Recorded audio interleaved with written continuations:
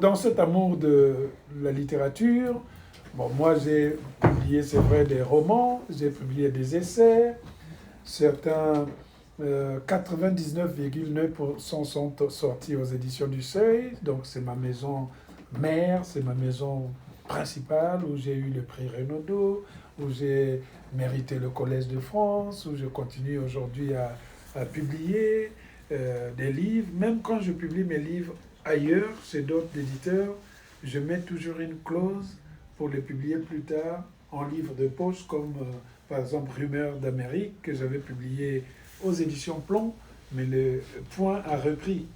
Point et le Seuil sont dans le même groupe. Et donc la même chose pour les leçons, les 8 leçons sur l'Afrique, qui viennent de sortir en poche. J'avais publié chez Grasset, mais ça revient toujours à la maison. C'est ma façon, comme on dit, de faire que tout le monde mange au passage. Donc voilà, les autres mangent, mais à la fin, ils rendent l'assiette à la maison mère aux éditions du Seuil. Et entre-temps, et c'est ce qui nous amène ici, les éditions du Seuil avaient estimé que notre mariage avait duré longtemps, que ce mariage n'a jamais eu de couac. Pourtant, dans tous les mariages, on se sépare, on se lance des noms d'oiseaux, puis on se réconcilie. Nous, on s'est séparés une fois, mais c'était juste pour un livre. Et après, on m'a dit, reviens à la maison, je suis vite revenu. Voilà, et on s'aime depuis ce temps, mais ce n'était pas une séparation, c'était juste une respiration à cette époque-là, il y a plus de 11 ans. Et ils m'ont proposé aux éditions Point, donc dans le même groupe que Le Seuil, de diriger la poésie, parce que dès le départ, j'avais publié moi-même des recueils de poèmes, mais il n'est pas là je crois, j'avais publié des recueils de poèmes ailleurs qui ont été réédités aux éditions Point, et ils ont estimé que ça se vendait quand même relativement bien. Peut-être aussi parce que les livres que j'ai publiés ailleurs, toujours au Seuil, comme les Vers cassés, Black Bazar, Mémoire de Porc-Épic, tous sont aux éditions Point. Donc le fond faisait que je connaissais bien cette édition. J'ai publié les poèmes dans cette édition. J'ai fait une anthologie africaine dans cette édition. Et à la fin, il trouvait que j'étais aussi la personne qui pouvait désormais diriger la collection, c'est-à-dire redonner un nouveau visage, rapporter de nouvelles voix, publier des auteurs venus du monde entier. C'est ainsi que, bon, je vais me réserver le gros morceau à la fin, c'est ainsi que j'ai publié des auteurs comme Sophie Oksanen, hein, donc c'est une jupe trop courte. Sophie Oksanen, c'est le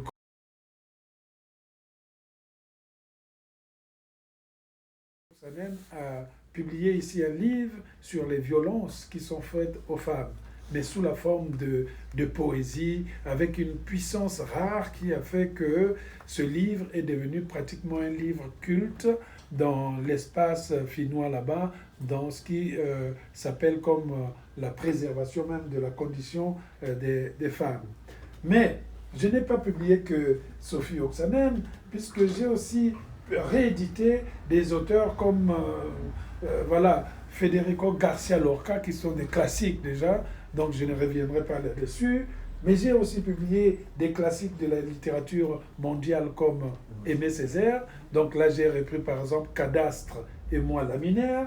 J'ai publié aussi un poète qu'on ne connaît pas trop, qui s'appelle Jacques Vacher, qui a écrit des très belles poèmes, de très beaux poèmes d'amour, de très belles lettres pendant la guerre, et qui ne sont pas toujours à la portée de tous, que j'ai réédité. Ça, c'est pour rassurer mon ami Jean, qui avait eu peur que désormais j'étais devenu le poète que de la littérature africaine. Vous voyez qu'il y a un peu de blanchitude à l'intérieur. Donc Jean, il y a toujours de l'espoir, j'attends tes poèmes.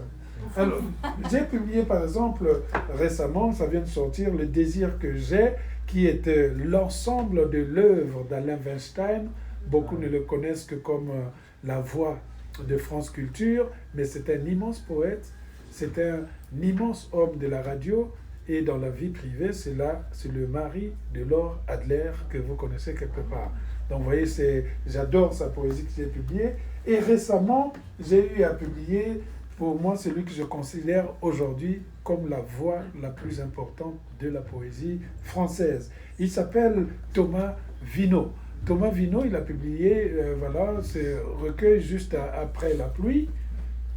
C'est un ensemble de textes que nous avons rejetés dans une autre maison d'édition parce que, en dehors du fait que je peux publier parfois des manuscrits inédits, mais je peux aussi racheter des livres qui ont été publiés ailleurs, même s'ils n'ont pas eu de succès, pour leur donner une vie et leur donner quelque chose de formidable.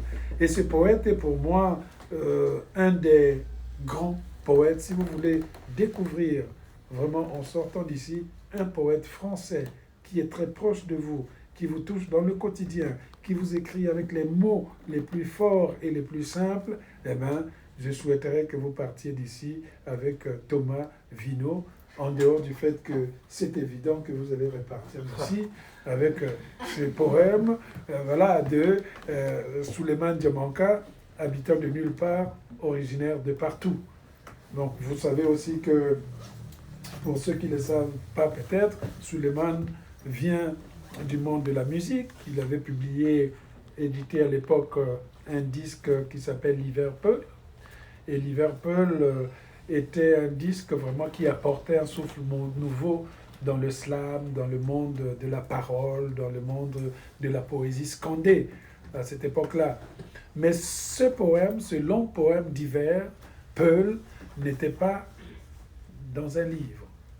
Évidemment, quand je l'ai contacté pour que nous en fassions un livre, donc presque plus d'une décennie après, il ne s'agissait pas simplement d'écouter le disque et puis hop, de prendre les textes. Donc il a revu toute la structure de son œuvre, il a rajouté des inédits, il a reformulé beaucoup de choses. Il a aussi, en même temps, bénéficié de la préface de ses grands frères comme Oxmo Puccino, qui en a fait la préface à l'intérieur. Donc, ça faisait partie de certains des livres que nous avons publiés dès le départ dans la collection Point. J'oublie encore d'autres qui sont là parallèlement. Il y a eu aussi l'haïtien Louis-Philippe d'Alembert, que j'ai publié dans la foulée, la française Marie-Christine Gordien, qui est d'origine martiniquaise, que j'ai publié aussi dans la même foulée. Et d'autres titres sont en train de venir. J'ai oublié John, qui est le parolier, par exemple, du chanteur Björk, qui a publié à l'intérieur un livre, un poème magnifique. Et nous avons en préparation d'autres, des auteurs parfois qui vont vous surprendre, qui n'ont jamais publié de poésie. En mars, nous avons le grand livre de Dany Laferrière, qui vient. C'est un livre qu'il a écrit à la main, avec les dessins les plus prodigieux que j'ai vus. Je suis actuellement en train de lire ça avec ma collaboratrice, Sarah Casquet des éditions Point, qui est éditrice chez Point, qui est là. On est en train de travailler sur ce livre magnifique pour en faire un beau livre, c'est-à-dire il est de l'Académie française, on sait déjà, donc il va étonner les académiciens par sa liberté de ton. On a aussi un livre d'un écrivain noir américain qui s'appelle Percival Everett, qui va arriver aussi bientôt, celui-là juste après.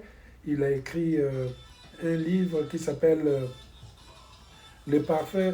Qui écoute de la musique pendant on parle de vraies choses sérieuses? Ah, c'est de la recherche. Hein? Voilà. Donc, on va publier aussi un livre de Percival Everett, qui est un grand romancier noir américain. Ce qui est fondamental et original dans son livre, c'est que c'est le parfait manuel de l'esclavagiste. C'est-à-dire que lui, il est noir, mais il s'est mis dans la peau d'un blanc pendant la période de l'esclavage et qui donne des conseils aux autres esclavagistes blancs sur comment traiter les esclaves. Et donc c'est démentiel, c'est original, ça fait partie des livres qui vont animer vraiment les prochains mois qui vont arriver pour redonner et donner à la collection cette sorte de lumière qui est déjà installée dans le paysage poétique français. Notre idéal dans cette collection, c'est peut-être de faire en sorte que la poésie ne soit plus balkanisée, qu'elle ne soit plus considérée comme une sorte de monde de l'édition qui s'est fait en cachette et que quand on a publié tous les romans, on a donné tous les Goncourt et les Renaudot et hop, on parle un peu de poètes. Non, nous voudrons installer la rentrée littéraire poétique. Et pour l'installer, il faut faire aussi une poésie qui rencontre son public. Et l'avantage de ce recueil de Suleiman, c'est que pour l'instant, il rencontre le public un peu partout dans la France. Et que rarement on tire un recueil de poèmes à plus de 10 000 exemplaires. C'est qu'il a déjà franchi. Même les romanciers qui sont là, moi j'ai des romanciers là, et un romancier qui tire à 10 000 exemplaires, il fait la fête, il danse, hein, il va tuer sa maman pour dire merci. Voilà. Donc 10 000 exemplaires en poésie, ça ne se fait plus. Ça s'est fait aussi, c'est parce que aussi dans ce dynamisme de la parole, de la voix, etc. Donc voilà ce que j'avais à dire sur le plan de la collection.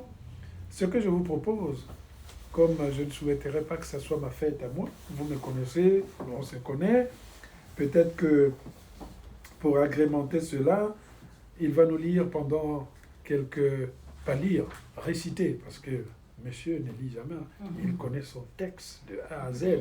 Voilà, et c'est la seule fois que je vois un poète. Si, Lucchini aussi le fait, hein, voilà. Donc il n'y a que lui et Lucchini, ils ne lisent pas. Voilà. Donc vous voyez, la concurrence est rude, hein, la classe est très élevée. Il va nous réciter, déclamer pendant cette belle parole, et après cela, on prend toutes vos questions, et à l'issue de ces questions, si vous avez les livres à dédicacer, lui et moi, nous allons nous prêter à ce bel exercice. Donc, Suleiman Diamanka qui va réciter quelques pages d'Habitants de nulle part, originaires de partout, publiés aux éditions Point, c'est-à-dire chez nous-mêmes. Voilà, Suleiman Diamanka, qu'on va applaudir. Si tu veux te lever, si tu te prends, ok. Est-ce que vous voulez un micro ou pas? Qu'est-ce que vous préférez? Ça va, si ça tout va le monde entend. Est-ce qu'il y a des gens derrière là-bas? Oui. Ah oui, il faut un micro. Il faut un micro. Il y a des gens qui sont derrière. Est-ce que vous pouvez me tenir le... Voilà, il y a des gens devant. Non, ça va aller, ça va aller. Ça va aller, hein? Ça va aller? Je pense. Ok. Si vous avez entendu Alain, tout le monde l'a entendu? Au bout là-bas, c'était bien, hein? Oui, Ok. c'était bien. Ok. Je salue mon ami Christophe qui vient d'arriver. Un nouvel être s'apprête à naître sur notre belle planète. Pendant que ma plume pleure de joie sur ce papier à lettres, un nouvel être s'apprête à naître. Un héritier de l'arc-en-ciel, un citoyen du nouveau monde. Ses parents lui donneront un nom et la lumière lui donnera une ombre. Quand un enfant a faim et froid à l'école de la vie, c'est toute l'humanité qui souffre à la récré. Quand un enfant joue les yeux pleins de joie et le cœur ravi, c'est toute l'humanité qui s'ouvre à l'art et crée. Tant qu'on entendra les enfants chanter les mélodies de l'âme, c'est que la terre est encore en bonne santé et que la maladie est loin. C'est pour tous les enfants peuplant cette belle planète bleue. C'est pour tous les héritiers de l'arc-en-ciel. Dans leur cœur, il y a des sourires, il y a des pleurs, il fait soleil et il pleut. C'est pour tous les héritiers de l'arc-en-ciel.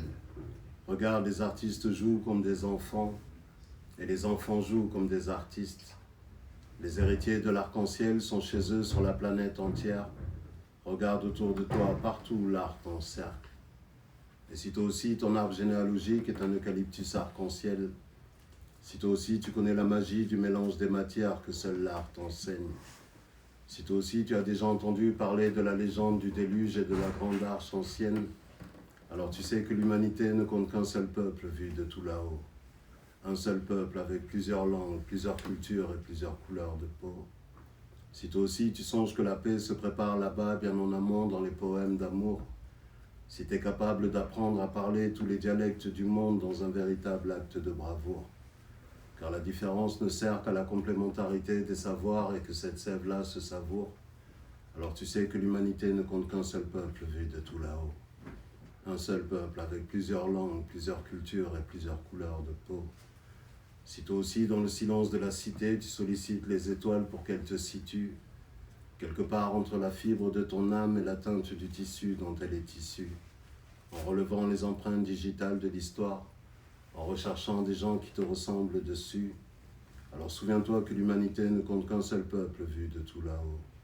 Et si quelqu'un te parle avec des flammes, réponds-lui avec de l'eau. Sache que le seul combat qui se gagne, c'est le duel qui devient duo. Je sais que les braves savent se battre et lutter pour leurs droits jusqu'à l'aube. Mais dis-leur que la paix est guérie et la guerre périt, quand la plus belle âme des deux ennemis pardonne à l'autre. Si quelqu'un te parle avec des flammes, réponds-lui avec de l'eau, demain il sera des nôtres. Dehors, ceux qui se nourrissent de l'éclat de l'or essaient de faire peur aux pauvres. Il fait sombre dans les songes que l'orateur peul colore, mais il paraît que l'heure la plus noire de la nuit précède de peu l'aurore. Les soleils nomades de l'espoir réapparaissent alors dans les cieux comme des fresques immenses. Si quelqu'un te blesse avec les phrases qu'il lance, pense la plaie en la plongeant dans un de tes vrais silences. C'est ta noblesse d'âme qui t'honore. Ensuite reprends la parole comme une torche qui se rallume au cœur de l'obscurité sonore. Et dis-lui, je te demande pardon. Parlons et repartons. D'après les anciens, quand le chemin n'existe pas, c'est en marchant qu'on crée le chemin. Et quand le schéma émotionnel est juste, pour le poète, c'est l'alchimie. Dis-lui que la vie est une histoire à la fois étrange et charmante. Chaque jour, ce sont des charbons ardents que j'arpente. Dans les jardins du chagrin de chacun, avec ses maisons sans murs et sans charpente. Dis-lui que des gens dorment dehors à la laide d'étoiles, jeunes et vieux en danger. Les yeux rouges et les dents jaunes, certains les jambes mauves, la peau froissée par le froid des gens pauvres. Des sosies sociaux, des genres d'ombre, perdus dans des légendes mortes. Tandis que la nuit traduit la misère moderne et son jargon. Je te demande pardon, mais ce droit chemin-là n'est peut-être pas le bon. Il y a trop de cordes qui pendent au balcon, trop de colère qui court les rues avec des pleines lunes dans le dos. Par pitié, ma sœur, si quelqu'un te parle avec des flammes, réponds-lui avec de l'eau. Et regarde bien, regarde bien. Les âmes errantes n'ont pas semé leurs anges gardiens. L'espoir et la lutte sont des fleurs du destin qui peuvent perdre leurs pétales fins, mais pas leur parfum. Et si toi aussi c'est à la planète Terre que t'appartiens, je te demande pardon. Parlons et repartons. Personne n'est là par hasard. À 16 ans, je me suis jeté dans le vide, un micro à la main, et j'ai atterri sur scène devant vous, quelques milliers de lendemains plus loin. La voix pleine de sourires et pleine de larmes, sincère comme ce père noir qui repart en pleurs d'un parloir. J'ai eu la chance quelque part d'avoir été sauvé par l'art oratoire. Les douleurs perdent de leur lourdeur lorsqu'on les partage. Même si la plupart d'entre elles ne partent pas, c'est pas grave, quand on s'écoute, on s'entraide. Les soirées poésie, c'est regarder des êtres humains qui essaient de battre des ailes. Dès le départ, l'auditoire prépare nos victoires. Prendre le temps d'écrire pour le meilleur et pour le dire par les temps qui courent, c'est prendre part à notre histoire. D'ailleurs, on dit à Koyo, si quelqu'un te parle avec des flammes, réponds-lui avec de l'eau, on dit à Koyo. Doaja bijene bawiyo jo woni law. Kundiam jemnya ondara jangol jem ma jangine kampullo jali a jo woni law. Et s'ils te demandent qui je suis, réponds-leur que tu ne sais pas. Mais s'ils insistent, dis-leur que je suis Souleymane Dia Mankadi Douadja Bidjeneba, fils de Boubacar Dia Mankadi Kontalombi, petit-fils de Makali Dia Mankadi Mamadou Teneng, arrière-petit-fils de Demba Dia Mankadi Lengelnyama, etc., etc., etc.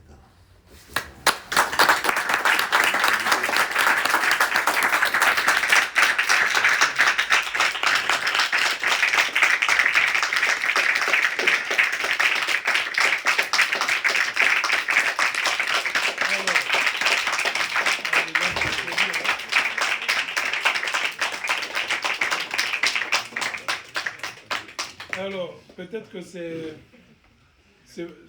je vais commencer par poser la première question, c'est-à-dire celle qui vous prend la tête, vous voulez pas l'apaiser.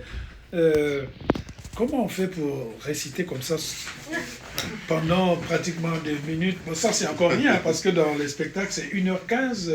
Comment on fait comme ça sans même oublier un passage? C'est presque de la sorcellerie. Je dirais que c'est important à la maison, eux ne notaient rien. Et le fait qu'ils nous habituent à noter dans notre tête, et que je sois admiratif de la mémoire de ma mère et de mon père, ils sont capables de raconter des choses et de dire c'est en 1973, c'était un jeudi, il y avait un tel, c'était la mousson, tout ça, et je suis toujours fasciné par les détails de leur mémoire. Et même dans les cassettes que mon père enregistrait, c'est la première chose qui m'a fasciné, c'est sa mémoire, quoi. Moi, c'est juste des petits poèmes. Lui, c'est toute sa vie, toute l'histoire des Peuls.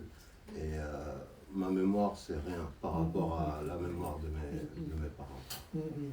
Et dans les autres poètes qui existent, est-ce qu'il y en a certains que tu as aimés, que ce soit quand tu étais à l'école ou comme ça, là, surtout en France ou en Afrique? Il y en a un qui m'a marqué particulièrement parce que j'ai essayé de rencontrer des poètes qui n'avaient pas ma culture, ni le hip-hop, ni la langue Peul, tout ça. Et celui qui m'a fasciné, que j'ai rencontré l'année dernière, tu en as parlé, c'est Thomas Vino. Il m'a fasciné non seulement dans ses mots, il a une manière de sublimer le quotidien et il met un filtre qui nous fait voir la vie de tous les jours de manière très très poétique. Je le trouve vraiment extraordinaire, artistiquement et aussi humainement. On a eu beaucoup d'échanges où moi je viens du hip-hop et dans le hip-hop on est très démonstratif. Un gars du hip-hop, là il va tourner sur la tête, après il va se mettre comme ça, il va regarder tout le monde. T'as vu ce que je viens de faire? Et je me suis rendu compte que dans ma manière d'écrire, il y a quand même ce truc-là avec les raies multisyllabiques qui est un peu... t'as vu ce que je viens d'écrire? Et la rencontre avec Thomas, ça m'a marqué pour justement réussir à être musical, réussir à être poétique, mais sans forcément être dans la démonstration. Et cette rencontre-là, je sais qu'elle est très très importante. Et quand j'ai vu qu'il rejoignait ta collection, je me suis dit, c'est cool de l'avoir comme collègue.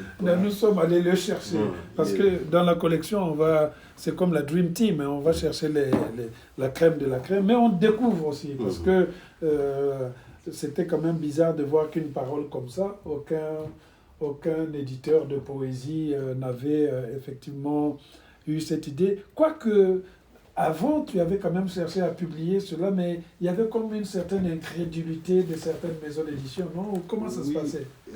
Déjà, moi, j'étais très intimidé par le fait de partager mes mots tout seul. Que ce soit sans ma voix, sans la musique.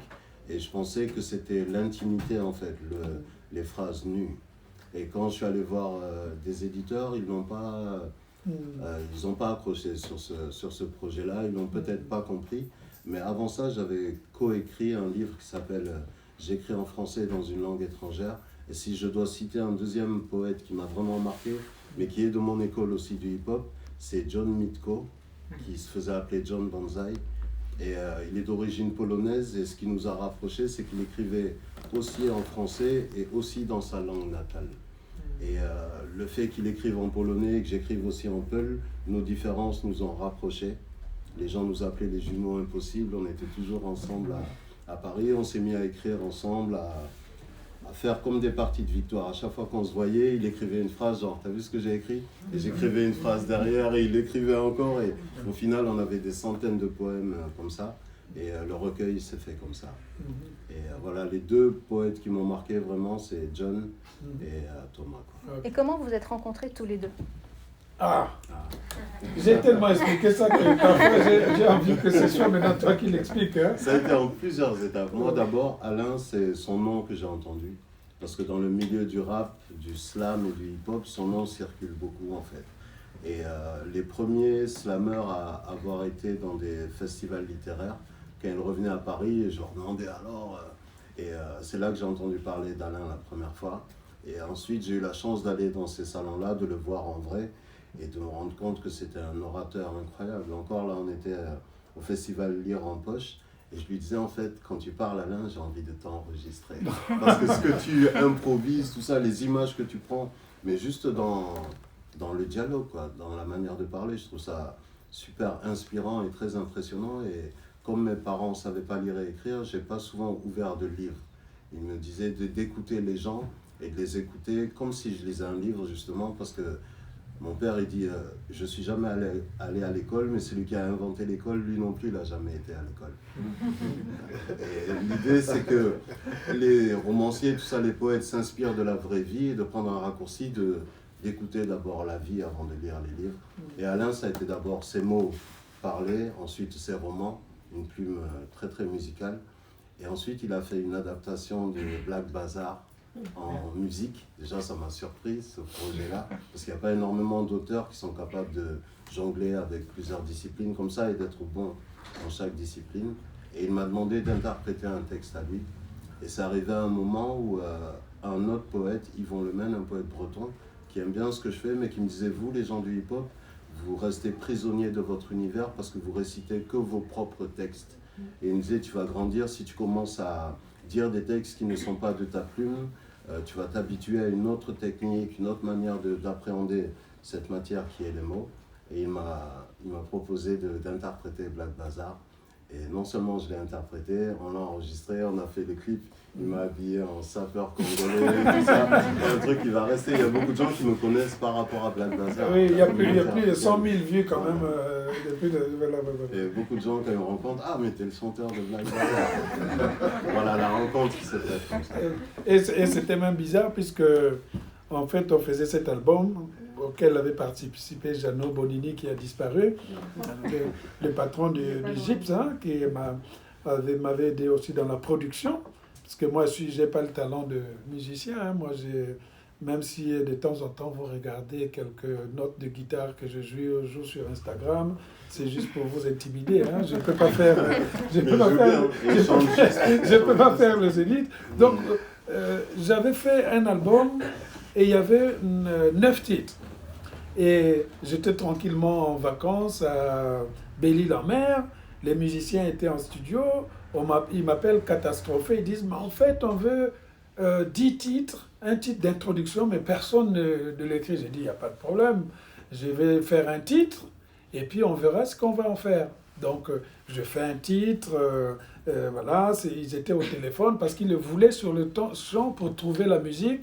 Pour que quand l'interprète arrivera, il y aura déjà la musique et l'interprète rentre les paroles que j'avais écrites.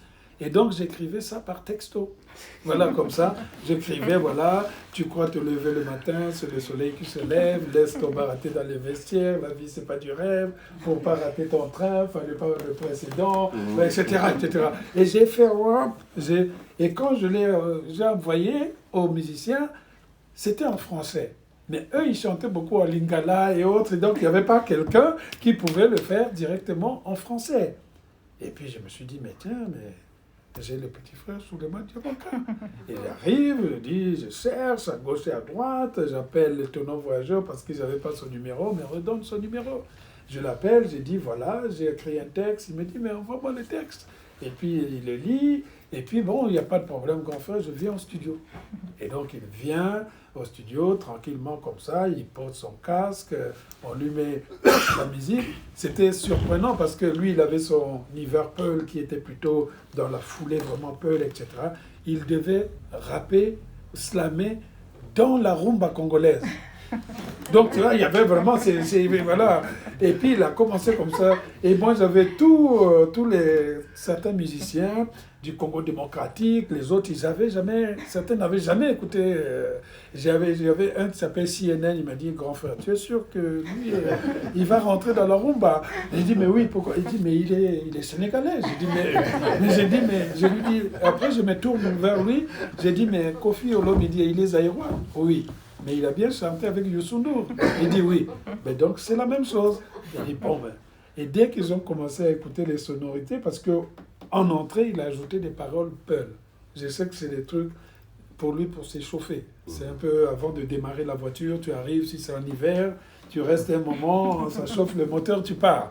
Donc il avait besoin de ces paroles qu'il a mis au milieu, il a rajouté quelque chose et qui avait fait le grand titre qui avait vraiment fait décoller l'album, puisque le titre était vraiment dans les boîtes de nuit. Radio Africa numéro 1, c'était vraiment là. On a fait le clip également, qui passait sur Trace TV, etc. Et puis on a fait les concerts, puisqu'après, il était allé faire autre chose. Et quand on avait fait les concerts, j'avais personne pour le faire en public.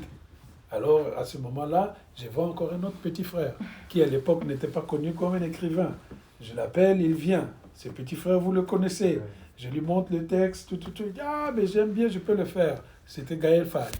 Donc Gaël Fall arrive, il voit comme ça. Et c'est Gaël Fall qui chantait à la place de Souleymane. Et en retour, Les autres Zaïrois faisaient, les Zaïrois, Camerounais, il y avait même un Cubain, tout ça. Il y avait un Brésilien, pour notre romancière brésilienne qui est là.